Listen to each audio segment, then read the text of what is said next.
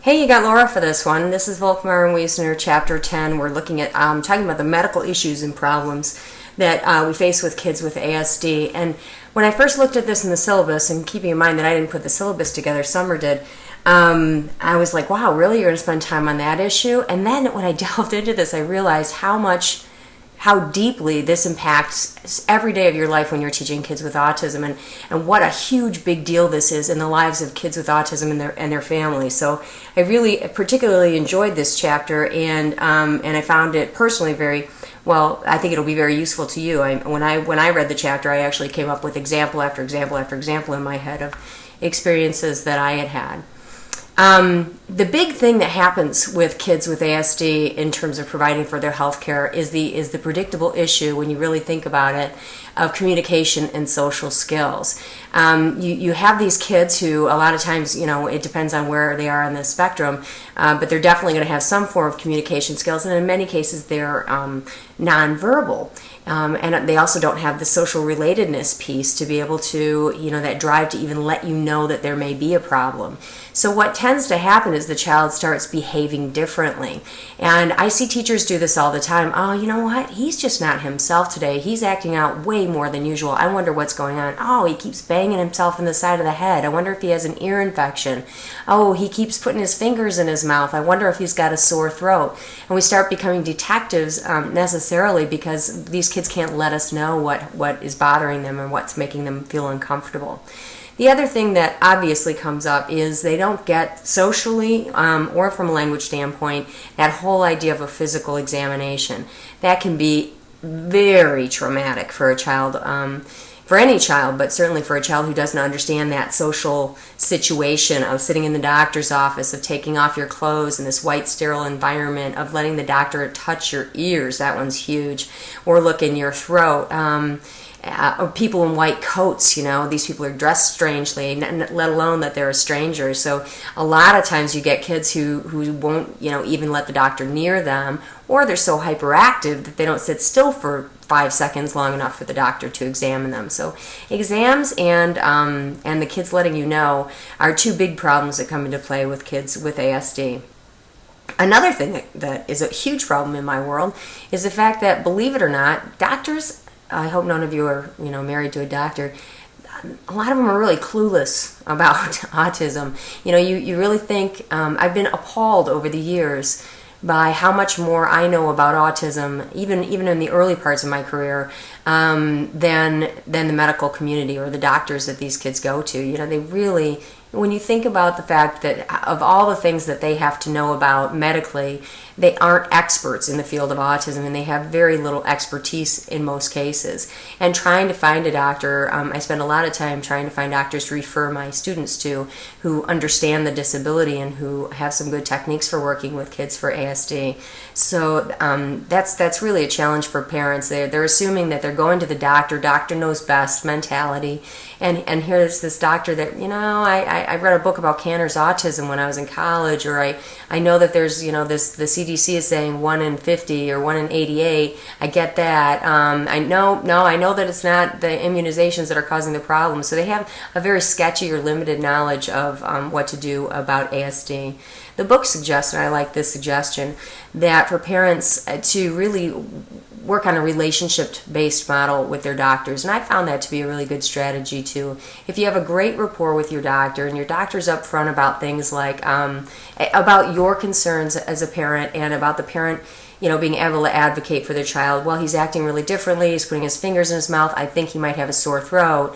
If the doctor is able to take that seriously, if he can't do a visual examination of the child's throat. Some doctors would say, you know what, if I don't do a throat culture, then I can't help you with this. So having some kind of good communication and rapport with the doctor will go a long way. And also a doctor who's kind of willing to admit that he doesn't know and will refer you to specialists for specialized things. A doctor who's willing to spend time getting to know the child and warm the child up.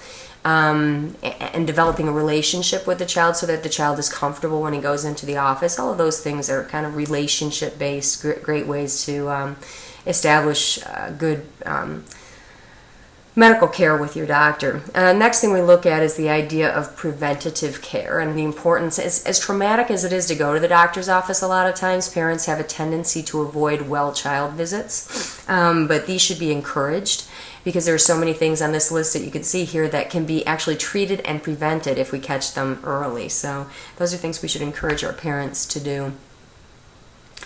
What are some ways that we can make those medical visits more effective or more helpful? One of the things that the authors are suggesting is the parent's ability and our ability too to put together a picture of what this child is like at the baseline. When this child is well, he doesn't do this behavior. When this child is well, he can communicate this. Normally this child behaves like this, and be able to draw that picture for the doctor, because as I said, the behavior is going to be the diagnostic factor in a lot of cases.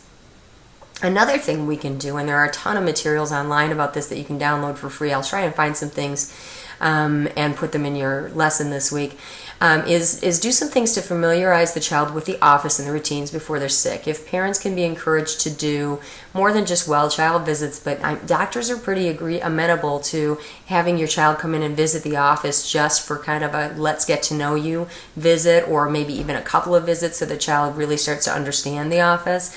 But other things that we can do as teachers, are bring in things like social stories about visiting the doctor's office. Even video modeling stuff is out there on the market for this. You can get practice with the equipment, play doctor in the classroom with young children. You could have, the dress-up clothes and the stethoscope and so forth. There's quite a bit we can do as educators to help with that situation. And I talked a bit about the idea of establishing a rapport with the medical staff. Not just the doctor building up a rapport, but if you go in on regular visits, you can establish a relationship with the office staff, the people who greet you at the desk, the nurse who brings you in to weigh you, and you can kind of build up a little routine. And this way, you too are letting the doctor's office know, that this child has these issues and what they can do to help. And that's really kind of a key piece to making it be a successful visit.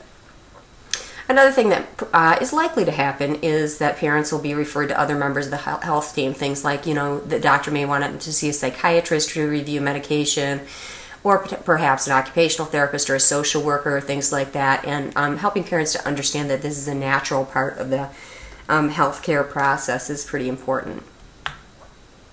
The book then goes into some detail about describing some of the conditions that are pretty common in ASD, and they're common enough that I actually have seen all of these.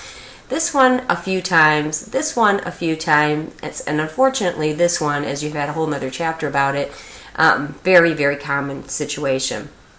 And the thing is, in the classroom, it's not really going to affect the way we're treating the child. We're not going to do anything really significantly different. And the book kind of describes these three situations. You're not really going to do too much different. It's just that medically there are some interventions that can be helpful with these three things. From a classroom perspective, not so much change, but from the medical perspective, again, there are medical interventions that will be helpful with that.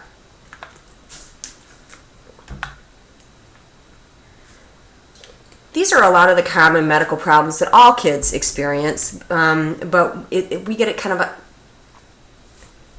a special version of these little classic issues. And again, I'm picturing a classroom with children who are, pretty significantly impacted, maybe nonverbal, have some behavioral challenges.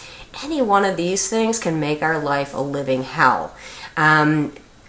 When these things hit our kids, it can throw them so off balance. And the thing is that parents may not know that they have these disorders because the kids can't tell them this.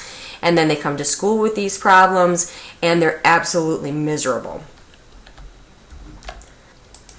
So my advice to you is, as classroom teachers, is when you've got these kids and they're acting out in ways that there's no antecedent to, you can't really tell why the behavior is happening. While there was nothing that caused that behavior, it is coming out of nowhere. He just really seems like he's not himself today. These are very common illnesses that might come up. Kids with intestinal problems or GI issues. Our kids have a tendency to have these more commonly than other kids, stomach aches and diarrhea and things like that. And you have to watch for obvious things like them, holding their stomach or laying on their tummy is another really common one. Urinary tract infections, those come up pretty commonly as well. But urinary tract infections,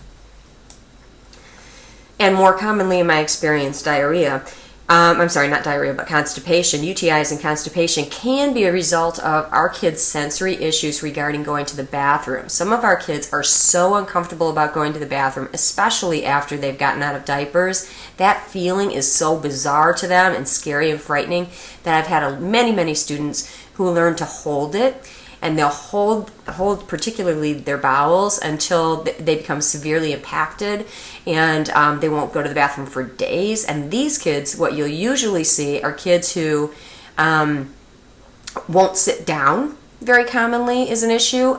Will be sitting on the edge of their seat. They're very uncomfortable with anything that has to do with their bottom area. So, and of course, the acting out, crying types of behaviors. With the UTIs, again, sometimes that happens because the kids are holding urine for so long. That's where they're crying and they're screaming when they go to the bathrooms, and they're very uncomfortable with that kind of behavior. You get your classic ear infections and respiratory infections with our kids, and again, those things are kind of instinctual, how you can tell that those are happening. The helpful thing about infections is that oftentimes they come with fevers, which is a measurable kind of a thing that we can look into for kids. You know what? The other thing that happens for me is that so often I call up the parents and I say, I think he's sick. And if I don't have something measurable to show them, like a diaper full of diarrhea, green stuff coming out of orifices, or a high fever, if I don't have something concrete, a lot of times parents will say, you know what, I realize he's difficult for me at home too, it's just the autism, keep him at school. So commonly you'll often find yourself in this sort of battle situation with parents, and it's best to be understanding about that with parents. I mean, they don't know what to do for the child any better than you do. But if the child is really lethargic, miserable, acting out, then I usually like to make a case to parents for sending them home. If the child just seems out of sorts, and he doesn't have a fever or green stuff or, diarrhea or any of those, or vomiting, then I would probably try to keep him at school and keep him comfortable, if there was nothing too terribly obvious. But if he's really out of control, then that's something you really want to have a conversation with the parents and convince them that they may want to come pick him up from school. We don't want to be sharing these lovely germs either. Here's a huge one, and I'm going to try and find some good supplements for you on this. My students with autism have enormous problems with eating. It's so common that I almost think it's uncommon for my students with autism to be normal eaters. Kids with Asperger's, not so much of an issue. Autism and the lower functioning you get, the harder those issues are. They have incredible picky eater issues. I think I mentioned in another lecture, I've had kids who are nursing at age 5, common orange kids eating baby foods.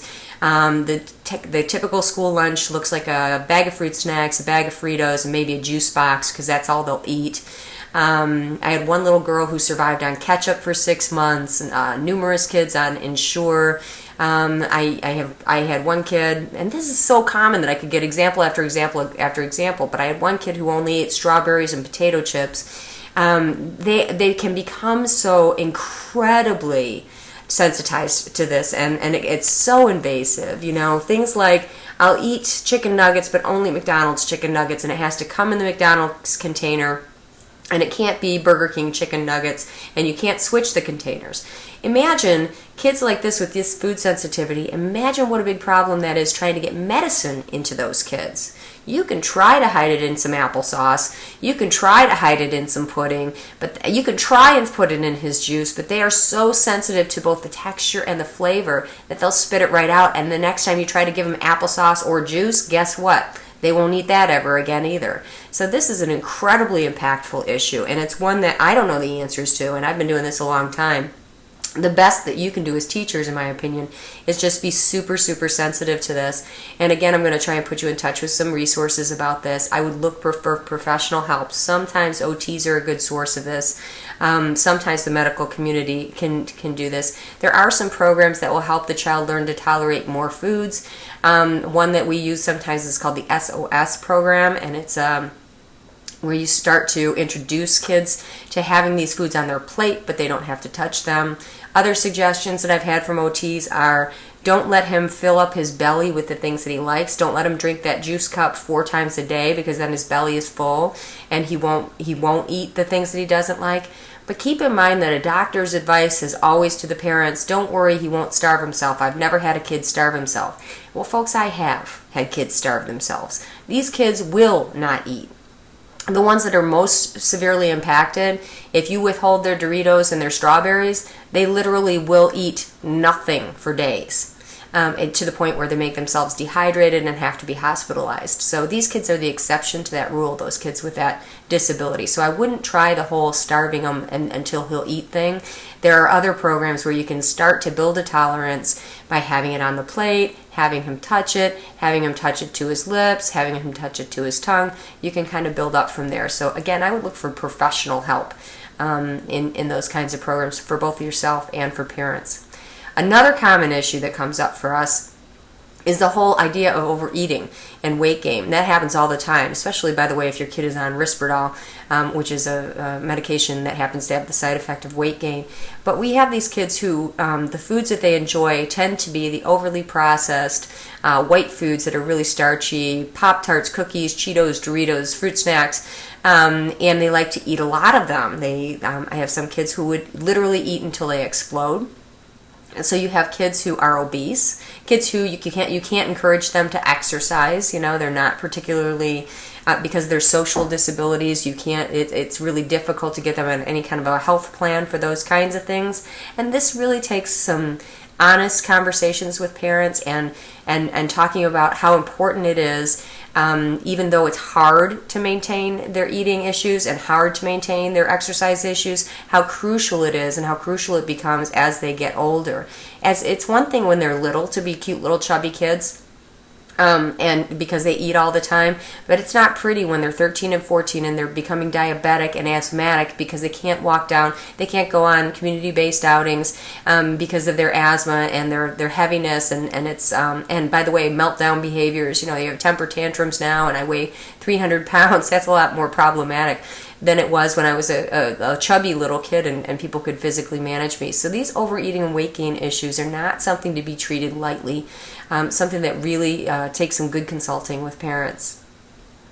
You have the issue of undernourishment for those kids who are severe picky eaters, and as I said, a lot of my parents find tricks to supplementing their kids' nutrition, things like Ensure, Pediasure, and their doctors will prescribe these things for their kids, or multivitamins, or if they're lucky enough that their kid eats juice, sometimes they can use some of the vegetable juices like Root or the V8 Splash that has some of the vegetables incorporated, so you get some of the natural vitamins that way. There are a lot of tricky ways to try and keep our kids nourished. Then, in addition to the picky eating thing, you have some things that come up with these unusual eating behaviors, and again, these are pretty common in my world. I see pica quite a bit. One of the things that really disturbs me is I've seen a pattern personally of parents who have put their kids on severely restrictive diets, such as the casein gluten-free diet, and there are some others where the kids are only allowed to eat 1 or 2 foods as they're trying to build up their tolerance for different foods, and the theory there being that the kids have some sort of allergy to these foods. I've seen actually pica develop as a secondary issue with those severely restricted diets. And pica, means eating non-edible. So kids are going after anything. They first start with stealing other people's food, and then they are going into, eating things that are not even edible. You have other reasons for pica too, kids who like the texture. And there's a difference, by the way, between kids who mouth things or put things in their mouths and kids who actually ingest things. So there are 2 different situations going on, but they're both things to watch for. The lead exposure thing comes up because so many of our kids actually like to mouth things and lick walls, and none of that stuff is weird in my world. They put all sorts of interesting things in their mouths, and as a result of that, if there's lead in the things that they put in their mouths, you can have the lead poisoning problem that can come up. Here's a delightful one that I've had, unfortunately, a lot of experience with. Rumination. That's like a cow ruminates its cud. The child will kind of up some of the food and play with it in their mouth a little bit. That's a really gross and actually problematic one too, because it can cause heartburn. It can cause problems in the vocal cords. a number of problems that are based on the acid, the content that comes up. Not to mention the fact that it smells really nasty, and it socially obviously would be an issue with other kids, but even staff members find it so offensive. It's that's one that you might see, and there are a variety of things you can try. Like one of the things that we've used is an interfering behavior redirection. So, for example, it's not really likely that he can ruminate if he's swallowing at the same time. So we might have a water bottle, a sport bottle that he can suck on and get some of that sort of same type of stimulation to the mouth, but it's an opposite behavior, the swallowing as opposed to the ruminating. So that's just kind of a one idea thing that we have. Another issue that comes up in the food department is the whole idea of celiac disease. And celiac disease is a legitimate thing, and that's where a child has an allergy to gluten or wheat gluten. And they would have a significant behavioral response to that. Unfortunately, the casein gluten-free diet or the gluten-free diet has become the go-to move for parents, and doctors are so often recommending that. There's really been absolutely no research to support that. And check out that ASAT website about that I gave you. And in my mind too, if the child does have a food allergy or does have a gluten allergy, and you take them off gluten, you're going to see significantly better behavior immediately as soon as you take them off the gluten. It's not something that, 6 months from now, we're still waiting to see an improvement. But I have parents who will put their kids on this casein gluten-free diet for years, and not only do they not see any improvement, but we have all of those behavior problems, like some of these things that I described, grabbing food, stealing food, sometimes pica issues, angry behavior because I want my favorite foods. I'm so obsessive compulsive about those foods, and now you've caused all of these behavior challenges by refusing those foods. You know what? It's not worth that if it's not going to help. And sometimes people just have a hard time wrapping their heads around giving that one up. Thank you, Jenny McCarthy. The next thing the chapter talks about is what happens when you have to go to the emergency room. Dun, dun, dun. Now, I have some personal experience with this one, and I was blown away by how awful it was.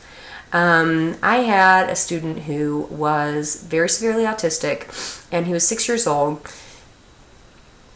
and he had been on Risperdal, and his parents had changed his medication because they were afraid of the side effects, and they changed it to a Buspar or something. And he had this reaction to the Buspar, and I've never seen anything like it. It was like an adult on PCP. This child became so incredibly violent, so totally out of control. He was extremely self-injurious, aggressive, destructive, tearing the room apart. And keep in mind, this kid is 6 years old. Now, granted, he's a bit of a big 6 and he's a muscular 6. But I'm a CPI, Certified Crisis Prevention Intervention instructor. I have a lot of experience in this area. I have a lot of experience managing children's behaviors, and so do the people on my staff. But I wasn't able to control this kid. I called his mother to come and pick him up, and because we couldn't keep him safe. He was so totally out of control. And at that time, I couldn't use the CPI. I couldn't use even the adult CPI maneuvers, the 2-person control, because my partner and I couldn't hold him. So we were doing a pull-through maneuver where we were sort of passing him back and forth between us just to keep him from, he was knocking over bookshelves, and he was attacking us. He was very, very violent. And I said to the mother, I have no choice but to send him home. We don't have a restraint area for him, that or what we call a QR, or a quiet room, a safe room. When a person's that out of control, if they're not self-injurious, I sometimes would use a padded room that we would hold the door shut and watch them until they calm down, so that we don't have to restrain them. That's not even legal in some of your states, as you learned from one of the previous chapters.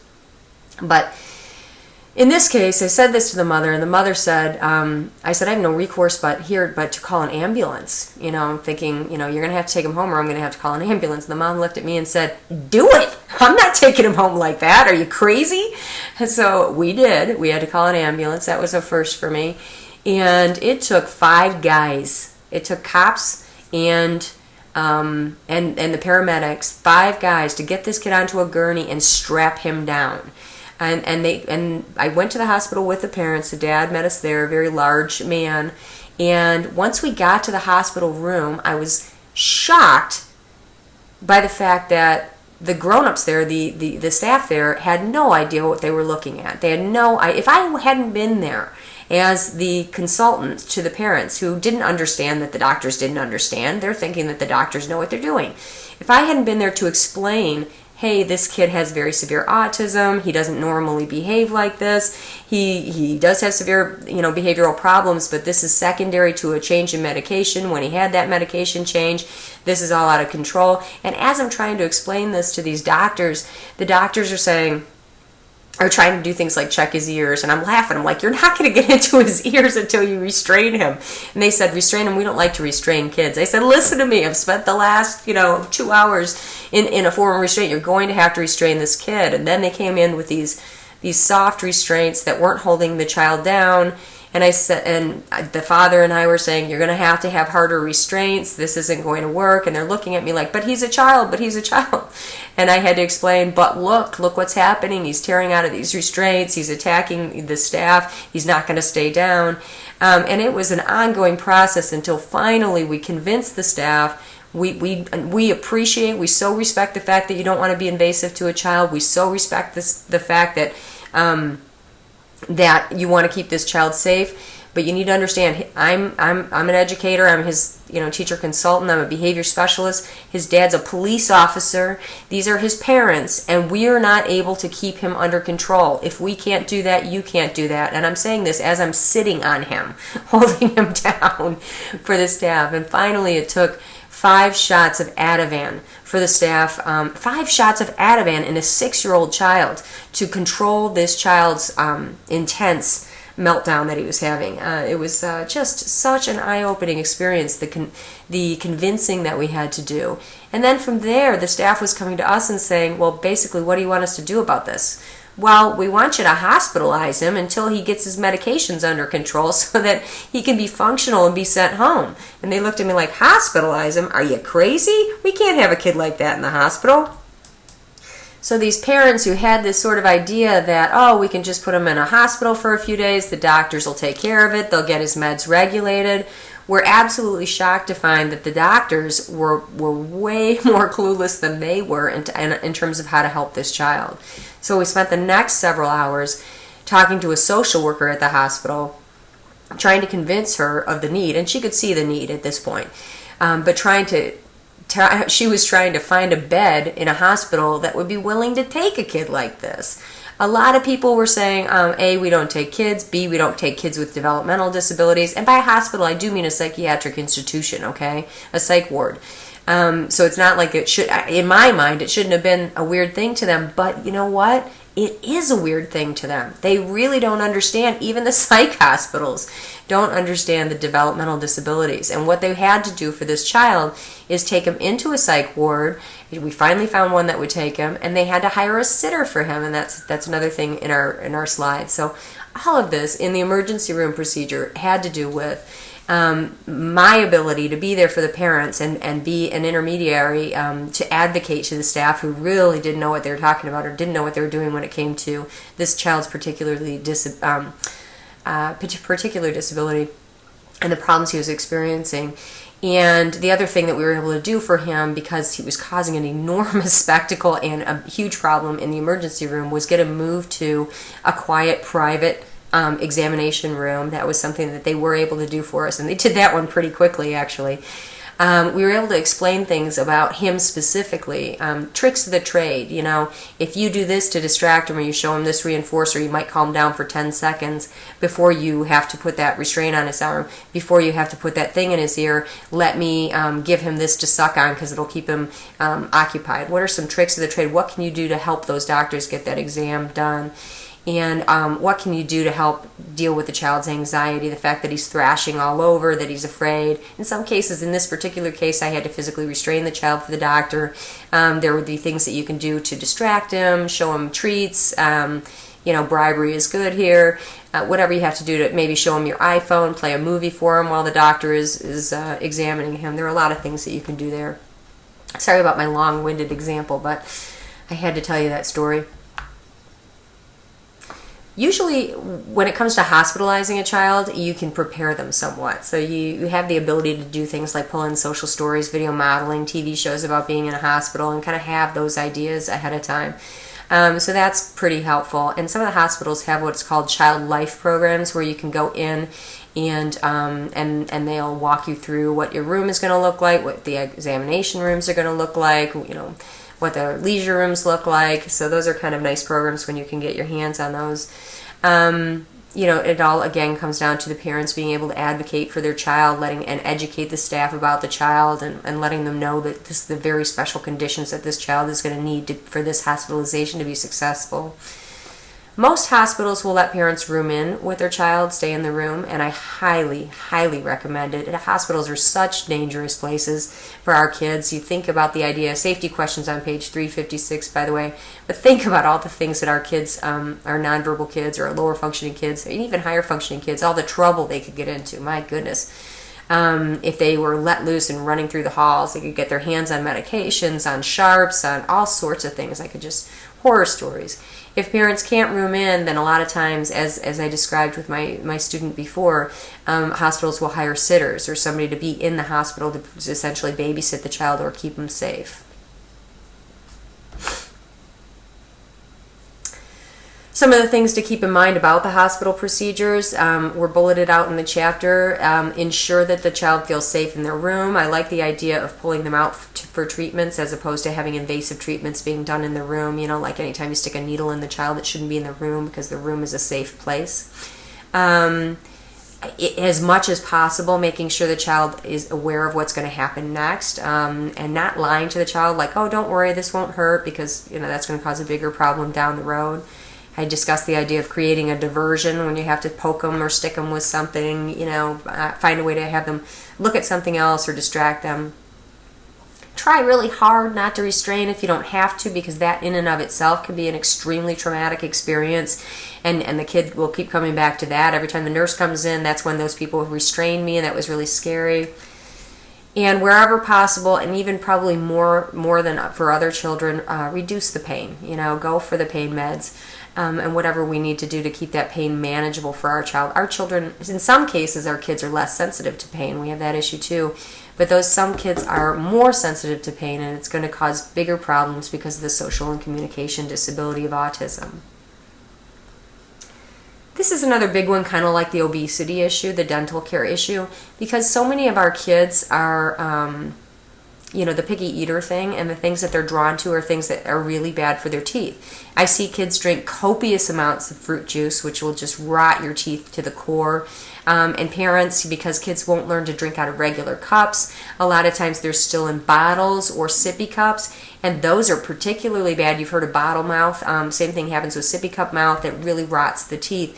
Things and chewy gummy bears or gummy snacks, or fruit chews, those are things that our kids love. Skittles, they love that chewy fruity candy, and those things are just horrible for our kids' teeth. I had this teacher that I had to talk to repeatedly because the only thing she would use as a reinforcer were Skittles and Starbursts and those chewy fruity candies, and she would give these kids just bagfuls of them.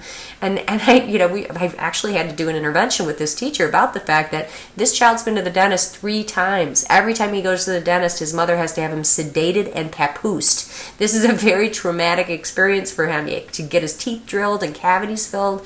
These are much bigger issues for our kids than they are for neurotypical kids. The other thing is that our kids are really sensitive to weird sensory issues, so brushing their teeth is a nightmare.